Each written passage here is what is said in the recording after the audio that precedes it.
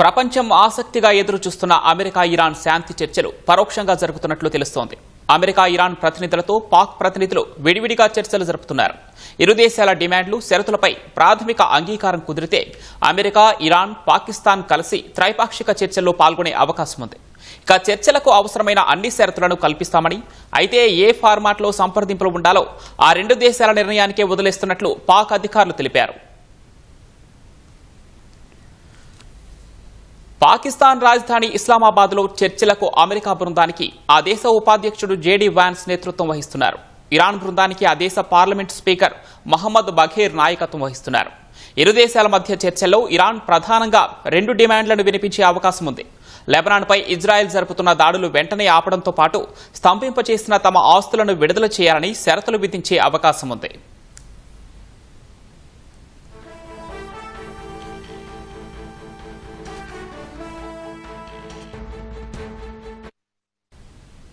ఇస్లామాబాద్ కు చేరుకున్న Iran, America ప్రతినిధులు పాక్ ప్రధాని షహబాజ్ షరీఫ్ తో వేర్వేరుగా భేటీ అయ్యారు.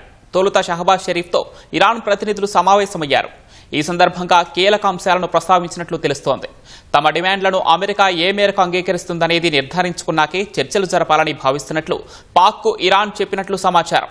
ఒకవేళ అమెరికాతో నేరుగా చర్చలు జరిగితే ఒక్కరోజు మాత్రమే జరపాలని యోచనలో ఇరాన్ ఉన్నట్లు తెలుస్తోంది. ఇరాన్ ప్రతినిధులతో సమావేశం తర్వాత పాక్ ప్రధానితో జేడీ వాన్స్, అమెరికా ప్రతినిధులు సమావేశమయ్యారు. ఈ సందర్భంగా శాంతి చర్చలకు సంబంధించి సమాలోచనలు జరిపినట్లు సమాచారం.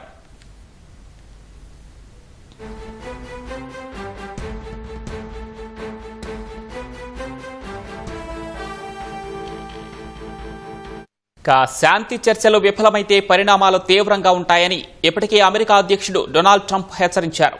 ఇరాన్ వ్యాప్తంగా దాడులు చేస్తామని చెప్పారు.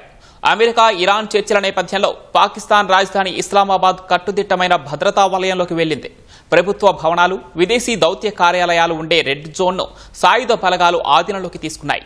నగరమంతటా సెక్షన్ 144 అమలులో ఉంది. 10,000 మందికి పైగా పోలీసు, పారామిలిటరీ సిబ్బందిని మోహరించారు.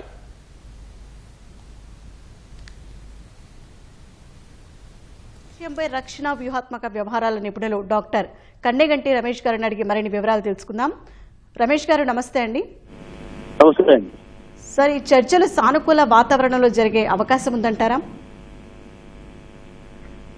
అంత సానుకూల అంటే అందరూ అయితే వచ్చారండి చర్చలకు, అందరూ పార్టిసిపేట్ చేయడానికి వచ్చారు. కానీ దాని యొక్క అవుట్కమ్స్ అంటే ఎటువంటి ఫలితాలు వస్తాయి, ఎంతవరకు అమెరికన్స్, ఎంతవరకు ఇరానియన్స్, ఎంతవరకు దీని మీద ఒప్పుకుంటారనే దాని మీద వేచి చూడాల్సిందేనండి. ఎందుకంటే చాలా క్లిష్టమైన సమస్యలు ఉన్నాయి. అమెరికా అసలు యుద్ధం స్టార్ట్ చేయడానికి మూల కారణమైన వాటి మీదే ఇరానియన్స్ ఆ 10 పాయింట్ ఫార్ములా గానీ దాంట్లో ప్రవేశపెట్టడం జరిగింది. దాన్ని వాళ్ళు ఎంతవరకు ఒప్పుకుంటారు, JD Vance American vice president అనేది మనం చూడాలి. At the same time Iran కూడా ఎంతవరకు మాట మీద నిలబడి ఇరాన్ చుట్టుపక్కల ఉన్న అరబ్ కంట్రీస్ అయిన, గల్ఫ్ కోఆపరేషన్ కౌన్సిల్ కంట్రీస్ అయిన సౌదీ అరేబియా, ఒమాన్, తర్వాత బహ్రెయిన్, కువైట్, వీటి మీద బాంబింగ్ చేయకుండా అందులో ఉన్న అమెరికన్ బేసెస్ మీద ఎంతవరకు ఆగుతారనేది కూడా ప్రశ్నార్థకమే.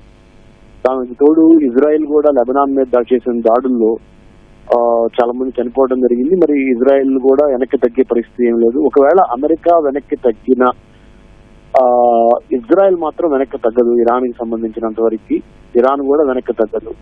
ఈ రెండు కల్చర్ మీద బేస్ అయిన, కల్చరల్ నేషనలిజం మీద బేస్ అయిన countries America, Iran and Israel. Whereas America corporate nationalism మీద బేస్ అయిన కంట్రీ. So corporate ఇంట్రెస్ట్లు